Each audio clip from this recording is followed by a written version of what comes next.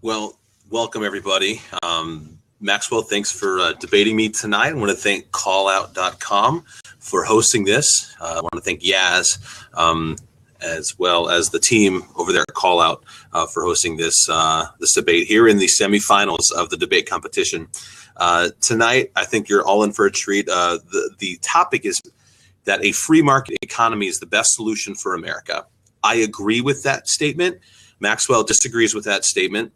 We were going to debate both sides each just for entertainment's sake and to challenge ourselves, but we're going to go ahead and just kind of keep it linear tonight and keep it focused. So my opening statement begins now, and I think that the title of the debate, "A Free Market Economy is the Best Solution for America," pretty much sums it up.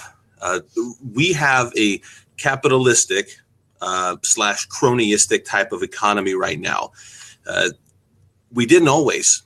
We used to have a very free market, free enterprise friendly economy when we were founded, really all the way through the 19th century, and that is where into the 20th century.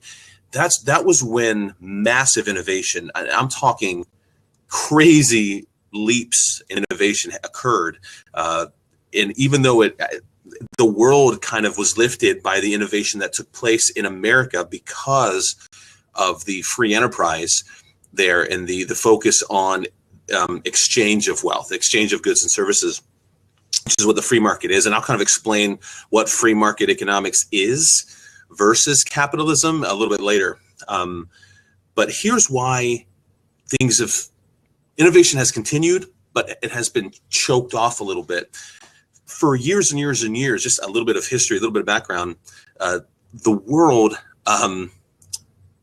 really from the 1500s till about 1700 or so, 1750, technology didn't change that much. I mean, it was agrarian culture, plows, all the tools, the scythes, all of the things they used to farm land were pretty much the same. There was very little innovation. They may have enhanced tools of farming here and there, but by and large, there wasn't a tremendous amount of innovation. And during that time, there were very oppressive, tyrannical governments in place, which made it difficult and didn't even incentivize people to really innovate that much, other than just to make their own lives easier. But the knowledge wasn't out there. The ideas weren't out there because innovation was stifled.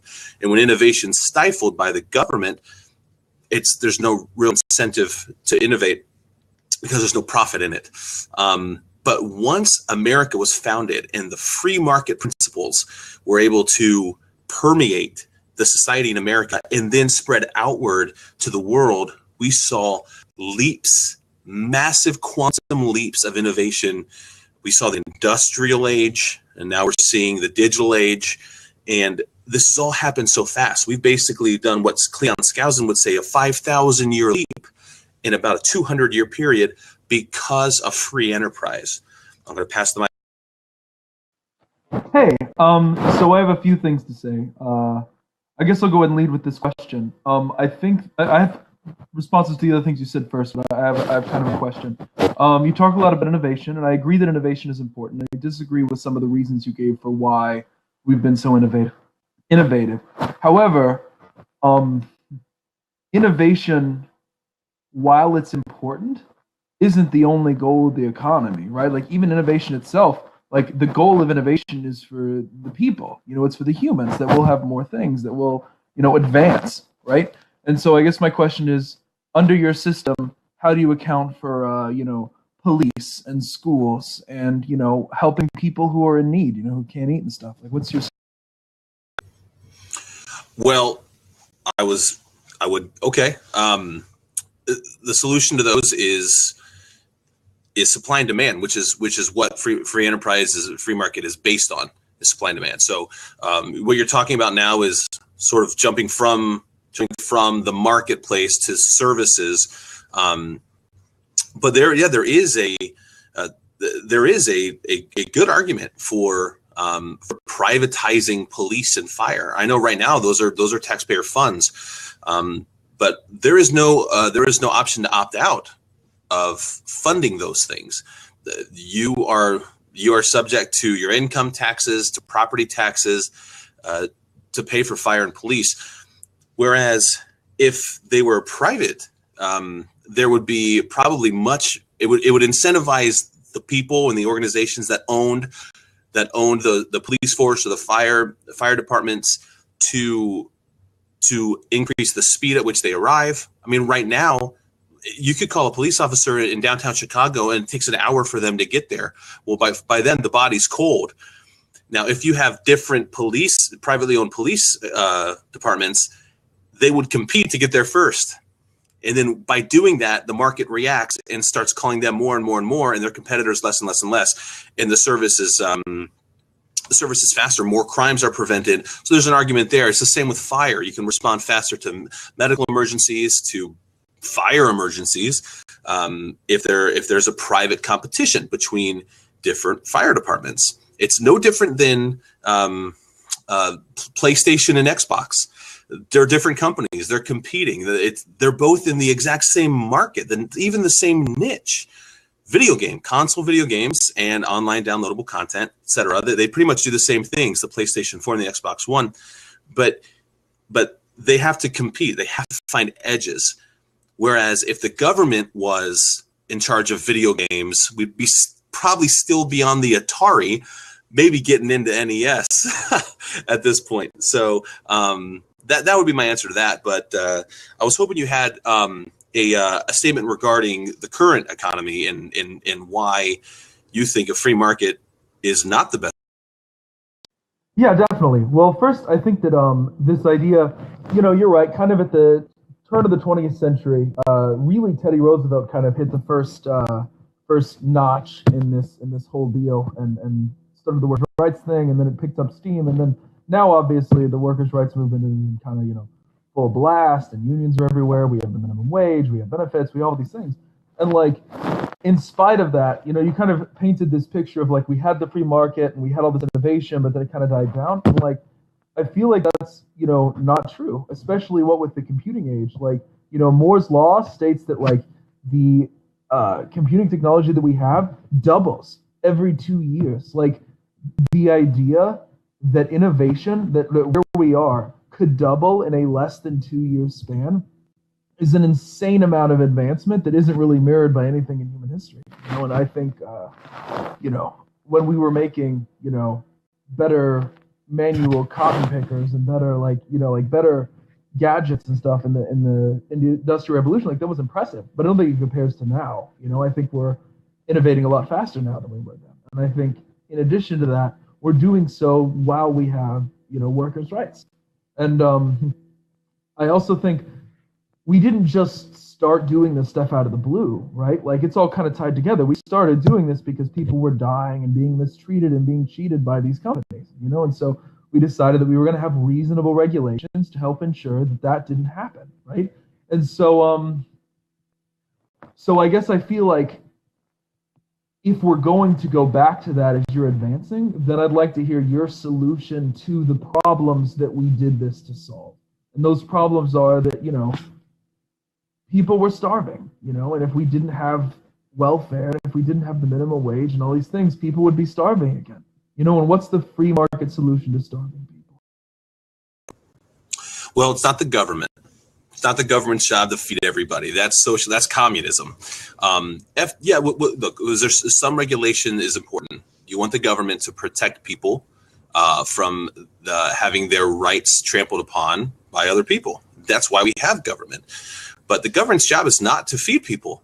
That's our job. That's charity's job. And the government is not a charity. And the reason the government's not a charity is because they don't have any money. And they get money from us. Or like Obama was able to do somehow. He financed $1 trillion stimulus package purely on debt. The free market solution to hunger is charity, is anything that, when there's a supply and demand factor, when there's a demand factor, then there is a need. And the free market rewards people who fill the need. You can have a corporation who is neck and neck competition with 2 or 3 other people in a free market. They decide to help feed hungry people. That is people see that, love it, start buying from them as opposed to their competitors. They've gotten a leg up in the market. So there are always free market answers to the questions of, what do we do if blank, or shouldn't the government blank? Pretty much, shouldn't the government, anything that follows that, you can pretty much just say no to, unless it's protecting our inalienable rights. So that's the free market response to that. My question to you is, what are some examples of when the government has really been super effective when it comes to getting involved in the economy, an exclusive benefit to government intervention? So I'm going to kind of loop around the question because it's going to be tied into my response to the rest of what you said. You say that that's charity's job, but if charity was going to do it, why didn't they do it in the 19th century? Like, you're giving a lot of kind of these philosophical soapbox answers, like, well, that's communism, but like, I feel like you're not. So in your worldview, it sounds like you're saying those people should just die. And when I think about something the government has done well, those people in modern America aren't dying. And so I think that that's, a big deal. I think it's a big step forward. And I think unless you have a way to keep people from starving to death, then, that's one leg up. What are specific examples of people starving in the 19th century, or of like people? No, of times when the government has gotten involved in the economy to where it has really been effective and has been shown to be the only exclusive. What's the exclusive? Give me an example where the government entering the economy was the best answer. Well, after, hundreds of thousands, I have no idea how long humans have been around. But for as long as humans have been around, right? Like, we've been starving in the streets, and there have been these resource issues, and there have been all these problems, and now we live in a country, rather, not an age, unfortunately.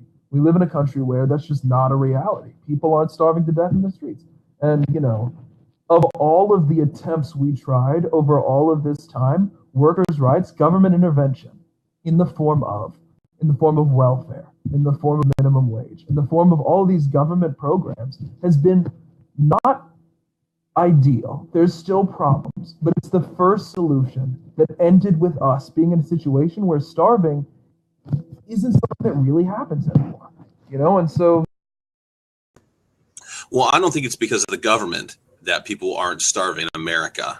Globally, lots of people are starving, even though globally poverty levels or quality of life is up pretty much, generally speaking, around the world. This isn't true in every place, but it is true in places where there's more economic freedom, which tells you that, in other words, economic freedom means less intervention by the government, more freedom to enter the marketplace. A recent example of how government, and there's a long list, but how government has failed the market is the recent EpiPen fiasco, where competitors have been trying to enter the marketplace for years, and the government, believe me, and I researched this thing to death.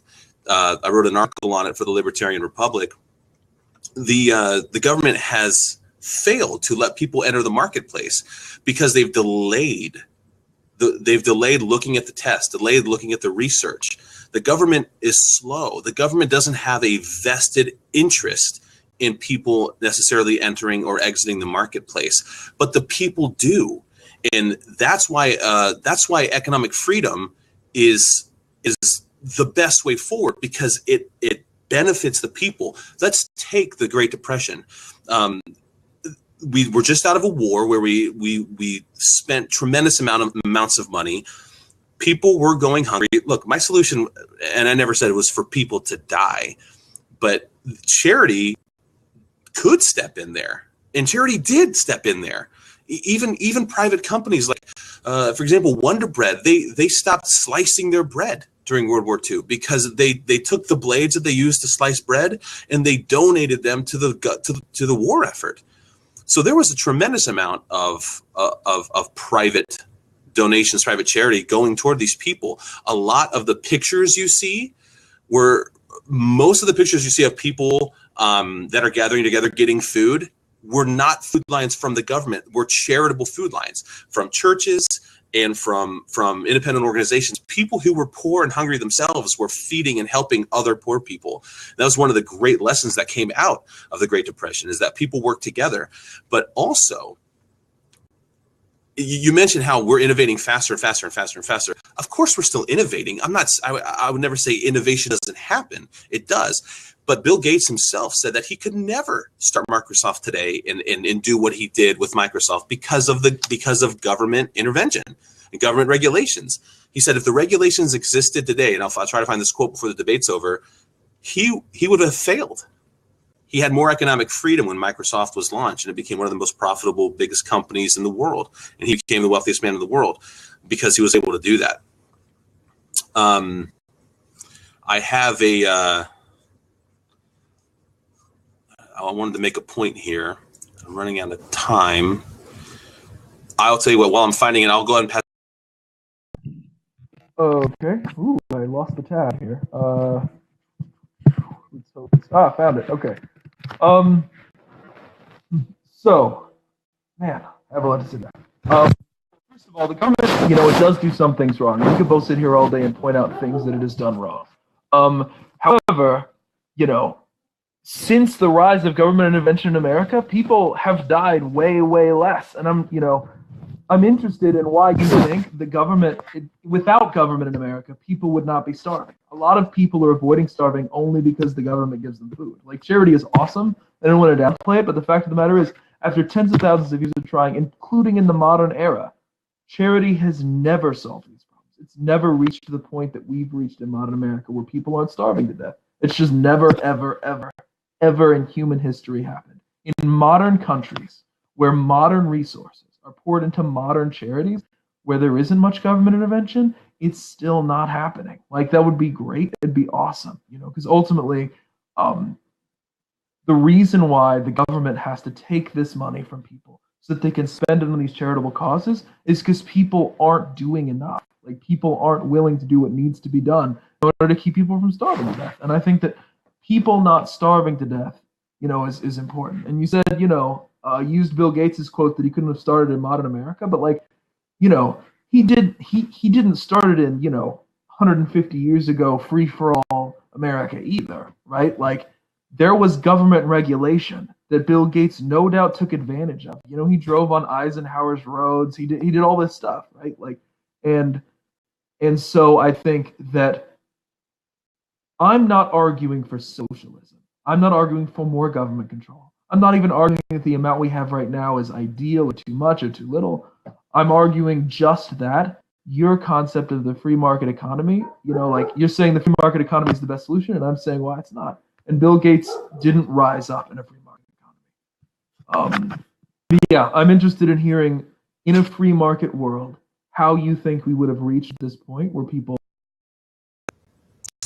It hasn't had a chance. You specify modern civilization. Well, it hasn't had a chance. The free market hasn't had a chance to try because the government always steps in. For years and years and years, people have been taking care of each other in tribes, and even in larger cities. People aren't going to die. People are going to starve. I'm not sure why you think a free market equals starvation and death. It doesn't. The government has helped people, but we're $20 trillion in debt. How much? It's not efficient. It's all fake. It's all been done off of printed, created money, and there's going to be a price to pay for that. And eventually, we're going to have to pay the piper. When a natural disaster occurs, you know who's always there before the government? Private charities, churches, large organizations, always there before FEMA. I mean, look at Katrina. Almost I mean, it took FEMA forever to get there. I mean, this was a huge argument of, is FEMA even necessary, because so many private organizations went and even saved lives. So you can't say that it never happens. It happens, especially in the wake of a natural disaster. But the government always will come in, just like FEMA did during Katrina, and say, okay, you know, this organization, that organization, you guys can no longer do this because we're going to control this. And that led to the FEMA camps that were terribly stocked, and they would not let private charity do anything about it.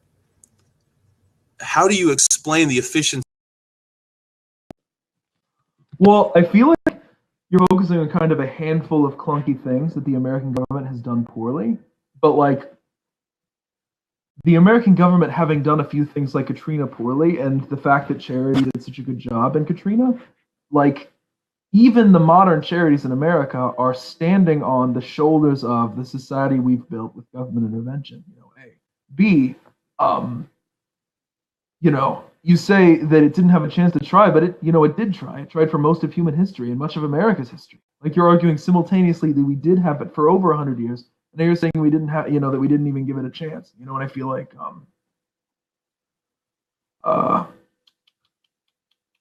when you say, oh, well, we used to take care of people in these towns and these stuff, and like, people would just, they couldn't afford something, they would, if they didn't have food, they just died.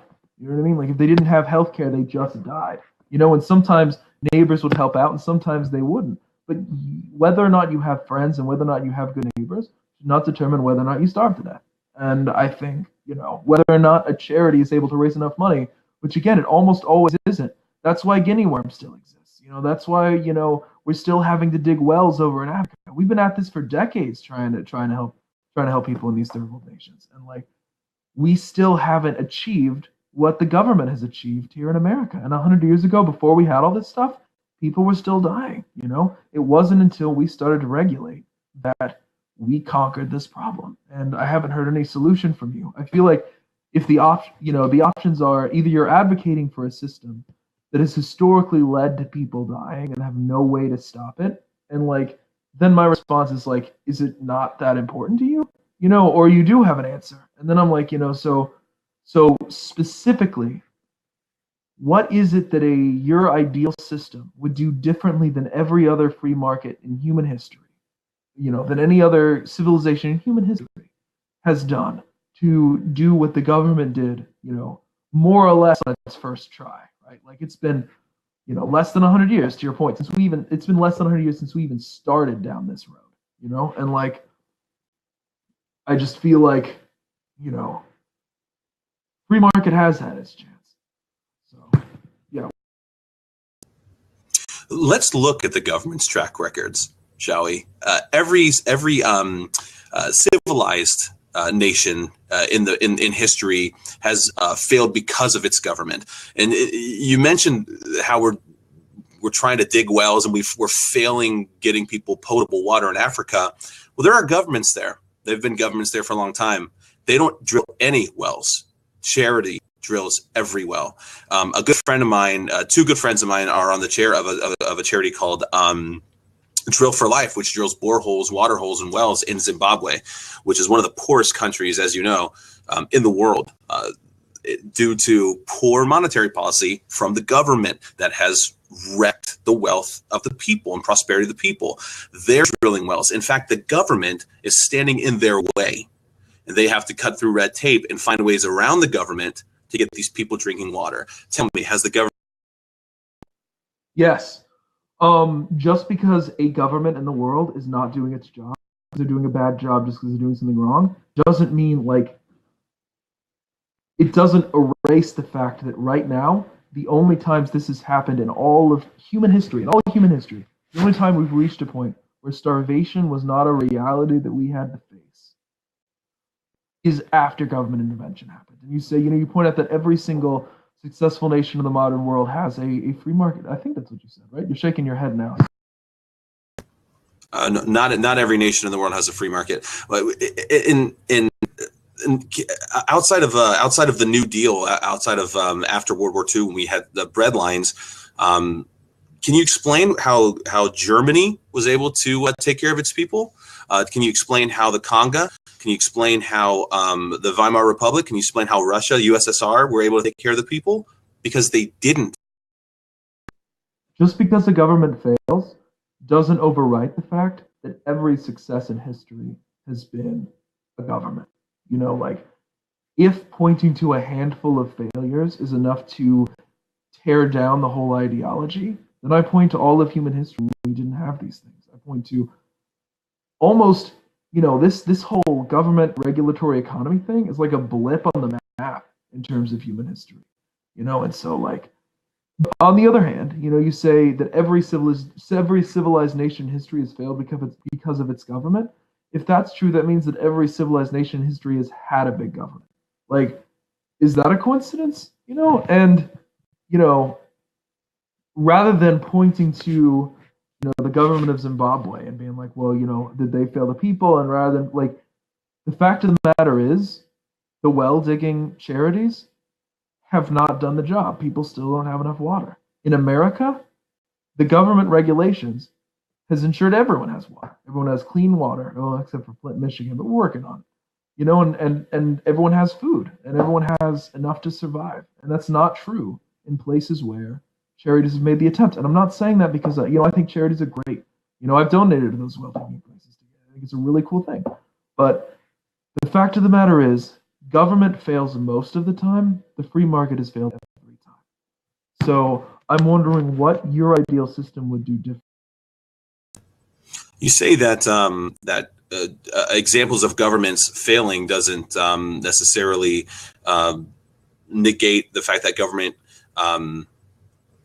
regulation is the best answer, but that's exactly what it does. That is the point. You can't just say that it's that voids the point. But these examples of the government failing are exactly what I'm talking about.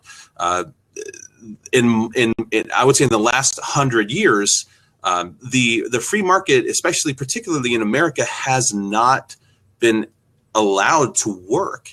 And the little bit that it has been allowed to work before the government gets involved, industries thrive, like Silicon Valley, like in the 70s when American hair was the toast of the world, and it over the toast. So it's still very good in my opinion, especially compared to socialistic healthcare. When you talk about quality of care and just quality of care, so the government failures are very much a part of this conversation, because you said that a free market has never worked, but that's not true. You say that because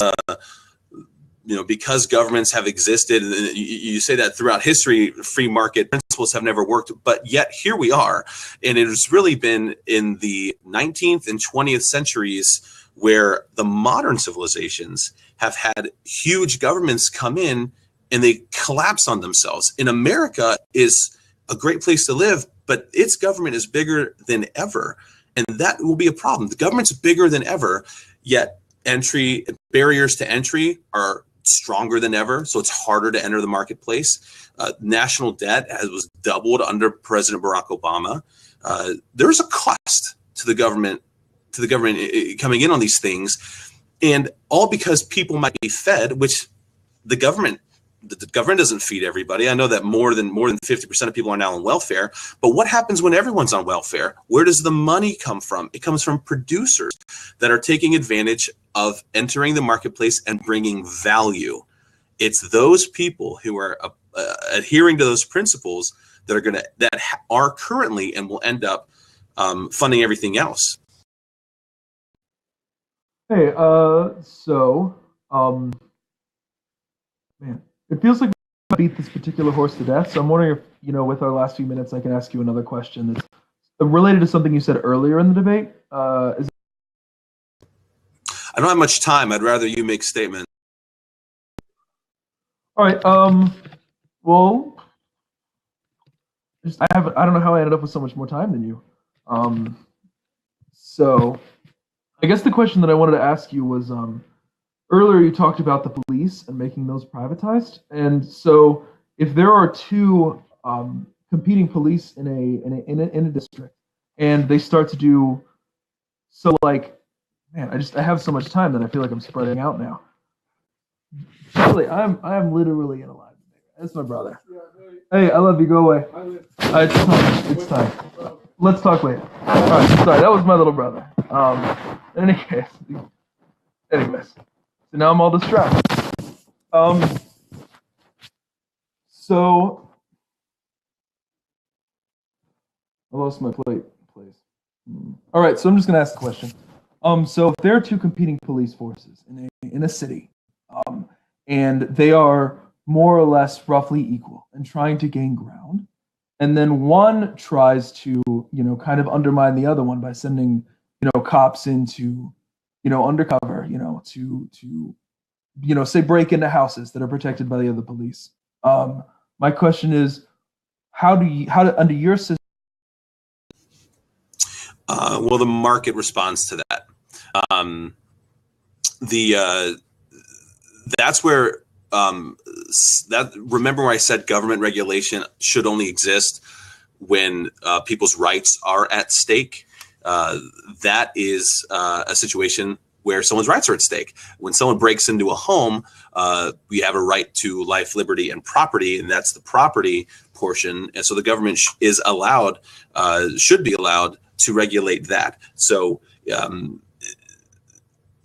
mean that as long as you have a check there, but in a free market, that things like that will happen. I mean, you could that transcends just police. It applies to every industry.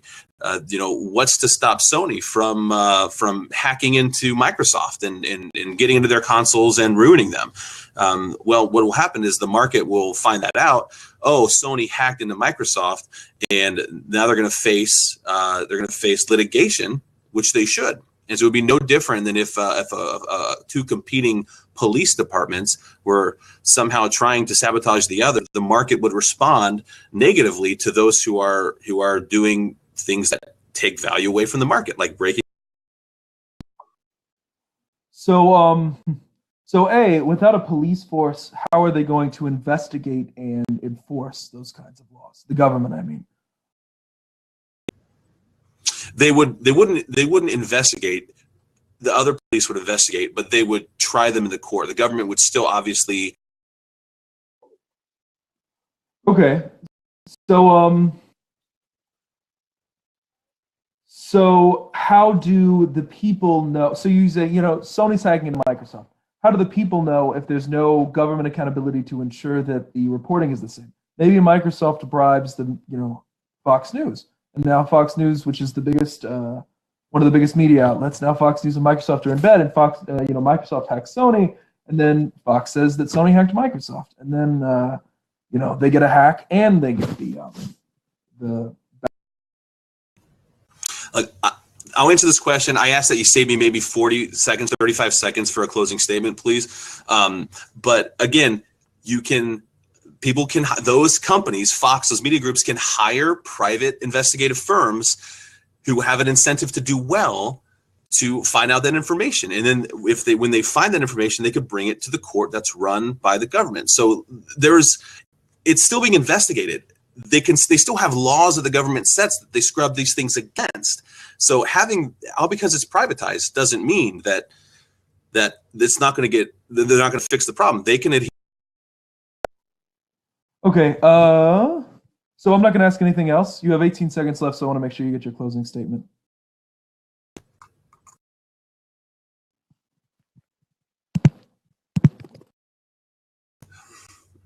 All I'm saying basically is the government is not the answer. A lot of people think it is. Where has it gotten us? $20 trillion in debt, wars, bombings in a bunch of countries. Free market for the win. Go free market every time. Thank you. Okay, my closing statement. You'll notice in the debate that there was a lot of ultimately there's a lot of problems that are just unsolvable. Like he doesn't have the answers to how we're going to keep people from stopping. He just says that the free market would do it. And he doesn't have, the answers for how we'd ensure that Sony and Microsoft were hanging. He just has faith that the free market would do these things and that people would be incentivized to do these things well. But the fact of the matter is the free market just incentivizes them to do something in a way that it will cause them to profit. And if causing them to profit means covering the truth, if Fox covers the truth for Microsoft and that makes them money, then that's probably what they'll do. There's certainly nothing stopping them. There's nothing accountable. And even if we say, well, the government should enforce these kinds of laws, the government doesn't have the ability. Ultimately, if the government is just relying on all the private police firms to determine whether or not the private police firms are misbehaving, then we can end up in a situation where, anything could be happening. And just whichever one happens to have more influence in the court, there's just there's just so many questions without answers. And this is consistent with people with this worldview. So many questions without answers and so many holes in kind of how the system works that are patched up by pointing at the other systems. Like this debate is a debate fundamentally about a free market economy and it being the best for America. But instead of bolstering the free market economy, there was a lot of talk about how these other systems are bad. How Obama, did well or poorly, or how Zimbabwe did well or poorly. But the fact of the matter is, regardless of how well or poorly other systems have done lately compared to what we are used to, that isn't an argument for a wholly free market, because every single point in all of human history that we've tried it that way, it didn't work. And that's just like the reality. We built the system that we built because the other system didn't work. And people were like, I'm tired of losing my hand in these factories. I'm tired of not getting paid enough to feed my children. I'm tired of watching my family and friends starve to death. I'm tired of, and that book came out by Upton Sinclair that was intended to be about workers' rights, but made everyone horrified because it talked about the guy falling into the sausage.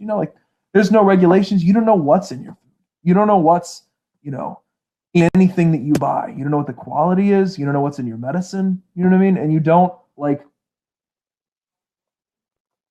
we did this to solve problems that existed for all of human history until we did this and that don't exist anymore. And unless someone has a solution for how, if we try it again, those things won't come back to how they were before, I feel like we should not embrace a system that worked so poorly in the first place. We shouldn't embrace those problems again because they were worse.